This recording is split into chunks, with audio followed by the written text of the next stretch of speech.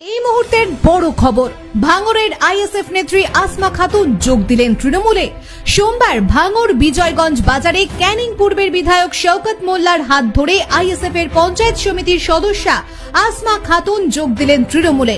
এদিন আসমা খাতুনের পাশাপাশি পানাপুকুর এলাকার 163 নম্বর বুথের আইএসএফ সদস্য আজহার উদ্দিন মোল্লা বেশ কয়েকজন আইএসএফ কর্মী তৃণমূলে যোগদান করে।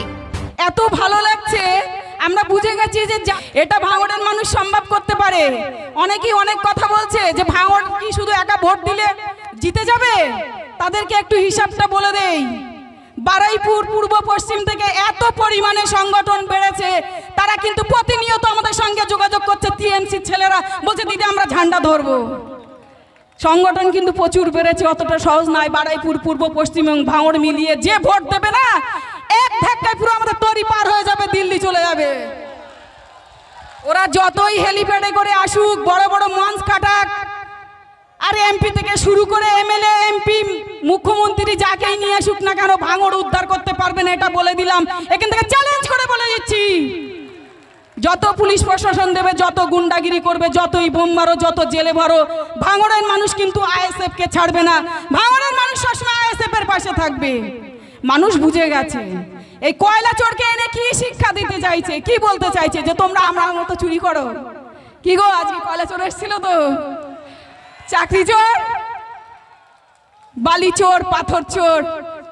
ওই সোশ্যাল মিডিয়া একটা ছবি খুব ভাইরাল হয়, দেখি আর হাসি পায়। কিছুটা ওই ছবিতে দেখা যায় যে কয়লা, পাথর, বালি, ইট আর কি তোদের দিয়ে ওই কয়লা ভাইপোকে খেতে দেয়। বলে কয়লা ভাইপো কি খায়? বলে না শুধু কয়লা আর পাথর খায়। এই হচ্ছে কয়লা ভাইপো। যাক, নাম নিলে সমস্যা আছে, তেমনি শর্ট নামে সবাই জানে। কয়লা ভাইপো বলে এক কথায় বুঝে যায় যে কাকে বলছে। কি তাই তো? চোরের রাজা এক রানী আছে ওইদিকে, যে ধর্মটাকে নিয়ে ছেলে খেলা করছে। কি বলছে? যে কোরআন, বাইবেল, রামায়ণ, মহাভারত শেষ হয়ে যাবে, কিন্তু দিদির উন্নয়ন শেষ হয়ে যাবে না। আমি বলি দিদি শুনে রাখুন, মানুষের মনে যে আঘাতটা আপনি দিচ্ছেন, ধর্ম নিয়ে যে ছেলে খেলা করছেন, এটা কিন্তু আপনার চরম ভুল হচ্ছে। আমাদের মনে আছে যখন নূপুর শর্মা নবীজিকে নিয়ে অপমান করেছিল, তখন লক্ষ লক্ষ মানুষ কিন্তু বাংলায় জমায়েত করেছিল, তারা প্রতিবাদ করেছিল। আজ সেই মানুষগুলোকে দেখা যায় না কেন? কি বলছে? সত্যি কি কোরআন মিটিয়ে দিতে পারে, শেষ করে দিতে পারে? সত্যি কি দিদির উন্নয়ন বিশাল হয়ে গেছে? না, ভুল বলছেন, উনি ভুল বলছেন। ধর্মগ্রন্থ নিয়ে, ধর্ম নিয়ে মানুষের ভাবাবেগে আঘাত করছে, এটা কিন্তু মানবতার পরিচয় নয়। উনি উন্নয়ন করছেন, ওনার মনে হতেই পারে, উনি গর্ব করতে পারেন, সেটা ওনার ব্যক্তিগত বিষয়, কিন্তু ধর্ম নিয়ে নয়। কি আপনাদের কি মনে হয় যে কোরআন সত্যি শেষ হয়ে যাবে ওনার উন্নয়নের কাছে? কখনোই নয়। কি সত্যি বাইবেল শেষ হয়ে যাবে ওনার উন্নয়নের কাছে? সত্যি কি রামায়ণ মহাভারত শেষ হয়ে যাবে ওনার উন্নয়নের কাছে? উনি কি বোঝাতে চাইছেন মানুষকে? যে উনি আল্লাহ হয়ে গেছেন, ঈশ্বর হয়ে গেছেন, উনি ভগবান হয়ে গেছেন, প্রভু হয়ে গেছেন? নাউজুবিল্লাহ, এটা কিন্তু ঠিক নয়। ওনার অহংকার বেড়ে গেছে, আর অহংকার হচ্ছে প্রথম, অহংকার হচ্ছে ধ্বংসের মূল কারণ। পতনের অন্যতম কারণ হলো অহংকার। অহংকার করতে নেই।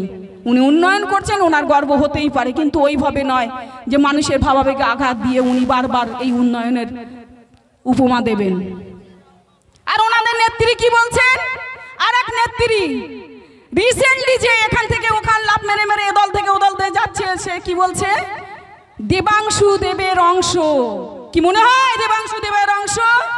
ভুল বলছেন, এটাকে আমরা মানি না। ওনাদের একাধিক নেতা নেত্রী তো বারবার কিন্তু ধর্ম নিয়ে আঘাত করে। নূপুর শর্মা কিছু বললে তাকে নিয়ে প্রতিবাদ করা যায়, কিন্তু তৃণমূলের নেতা নেত্রীরা যখন ধর্ম নিয়ে ছেলে খেলা করে, তখন সেখানে প্রতিবাদ হয় না কেন? সেই প্রতিবাদীরা কোথায়, যাদেরকে এখন রাস্তায় দেখা যায় না? কেন মানুষের ধর্মাবেগে আঘাত দেয়? যাই হোক, ওনারা যেটা করছেন সেটা ভুল করছেন। আমরা এটা বলবো যে আপনারা ওটা দেখবেন না, আপনারা শুধু দেখুন আপনাদের পাশে কে থাকছে, আপনাদের উন্নয়নের সাথে কে আছে, আপনাদের অধিকারের জন্য কারা লড়াই করছে, আপনারা তাদের সঙ্গে থাকবেন। অনেক এনআরসি করে 21 সালের ভোটটা লুট করেছে, কিন্তু এবার আর সেটা হতে দেবেন না। এখন অনেকেই বলছে যে আইএসএফ এসেছে ভোট কাটতে। টিএমসি বিজেপিকে সুবিধা করে দিতে আমরা আপনাদের কাছে একটা কথা বলতে চাই, 2019 সালে যখন এমপি ভোট হয়েছিল তখন কি আইএসএফ এর জন্ম হয়েছিল?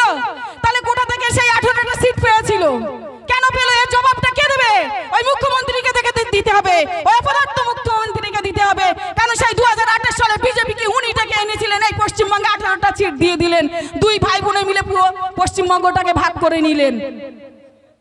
दीदी है तो मुमकिन है, मोदी है तो मुमकिन है, ये बीजेपी रहेगा।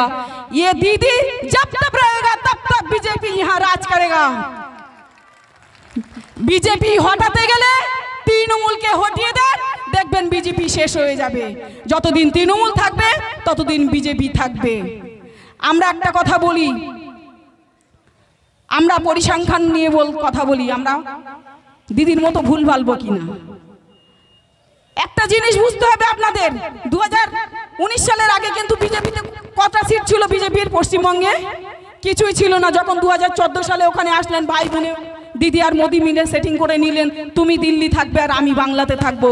আমাকে বাংলাতে থাকতে গেলে তোমাকে আসতে হবে, তুমি তোমার ভাই বোনকে পাঠিয়ে দাও এই বাংলায় শুধু যাতায়াত করুক আর মুসলমানদেরকে ভয় দেখা, মুসলমানদেরকে ভয় দেখা এনআরসি এনপিআরসি এর নামে।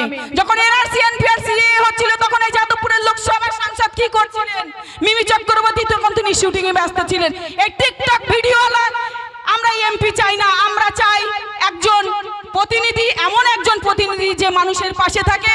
যখন আমাদের উপর 2021 সালে অত্যাচার হয়েছিল, 2023-এ পঞ্চায়েত ইলেকশনের পর অত্যাচার হয়েছিল, তখন কিন্তু আমাদের সঙ্গে ছিলেন এই আমাদের অ্যাডভোকেট নূর আলম খান মহেশাই। ইনি কিন্তু সারা দক্ষিণ 24 পরগনায় লড়াই করেছিলেন। আমরা যতদিন জেলে ছিলাম, আমাদের বিধায়ক 42 দিন জেলে ছিলেন, 42টা দিনই উনি কোর্টে গিয়েছেন আর এসেছেন। আমি 2 মাস জেলে ছিলাম, আমাদের জন্য লড়াই করেছিলেন। ইনি লড়াই করেছিলেন। ইনি শুধু আইএসএফ এর হয়ে লড়ছেন তাই নয়, উনি সংবিধান জানেন। ওই অভিনেত্রী সংবিধান সম্পর্কে কিছুই জানেন না, শুধু মঞ্চে গিয়ে বলেন দে দে পাল তুলে দে, দে দে পাল তুলে দে। তো শুধু পাল তুলে হবে? মানুষের পাশে দাঁড়াতে হবে। তো কতক্ষণ পাল তুলে হাওয়া দেবেন? হাওয়াই চলবে না। কাজ করুন মানুষের জন্য। অনেক অভিনেত্রীকে যাদবপুর, বসিরহাট এখানে সব অভিনেত্রী দিয়েছিল, কি করেছে? সেখানকার মানুষদের কাছে শুনে দেখুন, ওই রকম শুধু নেচে গেনে দিন কাটিয়ে দিয়েছে। তাদের পরিসংখ্যান জিরো, তাদের পরিসংখ্যান জিরো। কারণ দিল্লির এমপিতে তাদের খাতায় কিন্তু সবসময় অ্যাবসেন্ট আছে, প্রেজেন্ট কম, অ্যাবসেন্ট বেশি। তো এই গান বাজনা দিয়ে ভোলানো যাবে না। আপনারা ভোটটাকে নষ্ট করবেন না। আপনাদের মূল্যবান ভোট 5 বছর পর পর এই এমপি ইলেকশন হয়।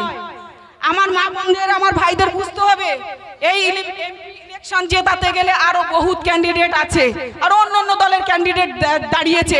তাদেরকে আপনারা ভোটটা না দিয়ে, ভোটটা নিজের মূল্যবান ভোট নষ্ট না করে আপনারা খাম চিহ্ন যেখানে দেখবেন সেখানেই ভোটটা দেবেন। তাহলে কিন্তু এই ক্যান্ডিডেট কিন্তু দিল্লিতে পৌঁছাতে পারবে। মনে থাকবে আপনাদের, আপনারা খেয়াল রাখবেন। আমি এই সকল এই সোশ্যাল মিডিয়ার মাধ্যমে প্রত্যেক কর্মীদের, আমার মা বোনেদের, ভাইদের কাছে এইটুকুই আহ্বান করব, আপনারা আপনাদের মূল্যবান ভোট এখানে ওখানে দিয়ে নষ্ট করবেন না। আপনাদের মূল্যবান ভোটটা আপনারা খামচিহ্নে দেবেন, দিয়ে দেখুন আমাদের ক্যান্ডিডেটকে একবার অন্তত ভরসা করে দিল্লিতে পাঠিয়ে দেখুন। গত 19 সালে অনেক এমপি গিয়েছে দিল্লিতে, তার আগেও কিন্তু অনেক গিয়েছে। এই 75 বছর ভারত স্বাধীন হলো, তারপর থেকে ভোটাধিকার শুরু হলো, অনেকেই গিয়েছে। আইএসএফ কখনো পাঠায়নি, আইএসএফ এই প্রথমবার কিন্তু এমপি পাঠাচ্ছে দিল্লিতে। আপনারা সকলেই সঙ্গে থাকবেন, ভালো থাকবেন, সুস্থ থাকবেন। আপনারা ভালো থাকুন। জয় হিন্দ। ইন্ডিয়ান সেকুলার ফ্রন্ট জিন্দাবাদ। এমএলএ নওশাদ সিদ্দিকী ভাইজান জিন্দাবাদ। ধন্যবাদ। আমাদের